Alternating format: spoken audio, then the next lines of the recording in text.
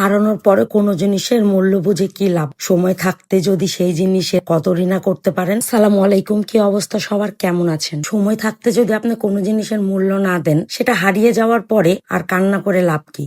কোনো জিনিস অথবা কোনো মানুষ যদি হারিয়ে যায়, সেটাকে ফেরত নিয়ে আসা সম্ভব। তবে আপনার কাছ থেকে যদি কখনো আপনার সময়টুকুটা চলে যায়, আপনি কি সেই সময়টা ফেরত নিয়ে আসতে পারবেন? পারবেন না। তাই বলি, সময় থাকতে সময়ের মূল্য দিতে শিখেন। কাছের মানুষ কাছে থাকতে তার মূল্য দিতে শিখেন। আজকে না জানি কতদিন পর আমি আজকে সবার সাথে ঘুরতে যাচ্ছি। সেই আগের কথাগুলো মনে পড়ে গেল। সবাই যখন একসাথে ঘুরতে যাইতাম, ছোটবেলায় তো এমন ছিল যে প্রত্যেকটা শুক্রবারে আমরা নদীর পার অথবা পার্ক এখানে সেখানে কিন্তু ঘুরতে যাইতাম। আজকে অনেকদিন পর সবার সাথে বের হয়েছি, তাই সবাই অনেক বেশি খুশি। আমি আমার পার্সোনাল লাইফে এতটাই ব্যস্ত হয়ে গেছি, এখন আর সবার সাথে ঘুরতে যেতে পারি না। অন্যান্য সব জায়গায় সবার সাথে গেলেও কেন জানি এদের সাথে বেড়ানোর মজাটাই আলাদা। কারণ জন্মের পর থেকে যখনই বুদ্ধি হতে শিখেছি, তখনই এই মানুষগুলোর সাথেই ঘুরে বেড়ানো শিখেছি। এই জন্যই হয়তোবা এই মানুষগুলোর সাথে বেড়ানোর মজাটাই আলাদা। ঈদের সময় সত্যি আমার কোথাও ঘুরতে যেতে একদমই ইচ্ছা করে না। আমি এবারও যাইনি, কিন্তু কেননা এবার সবাই মিলে অনেক জেদ করেছে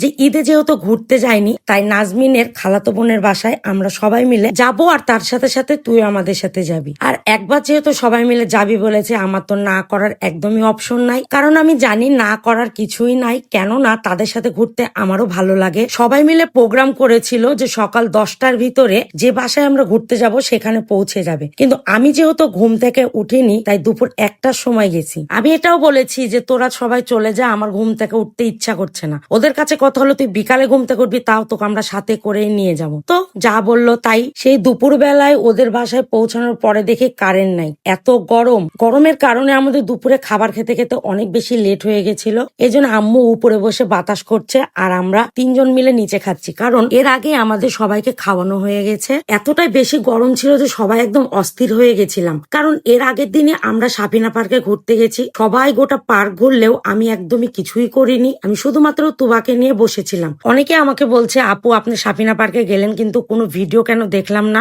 আসলে অনেক বেশি গরম ছিল, এই জন্য আমি কোনো ভিডিওই করিনি, আমি শুধু চুপচাপ বসেছিলাম। আনন্দে আনন্দে ভ্যানে করে বাসায় ফিরবো বলে ভ্যান ভাড়া করেছিলাম। মাঝপথে এসেই ভ্যান হয়ে গেল পাংচার। কি আর করার, রাস্তায় বসে ভ্যান ঠিক হওয়ার অপেক্ষা করছি। আর তুবার অত্যাচার সহ্য করছে নাজমিন। কিছুই করার নাই, অত্যাচার করলে এখন সহ্য করতেই হবে। তো সবাই আমাদের মতন কে কে এভাবে ঘুরে বেড়ান অবশ্যই জানাবেন। তো সবাই ভালো থাকবেন, সুস্থ থাকবেন। আল্লাহ হাফেজ।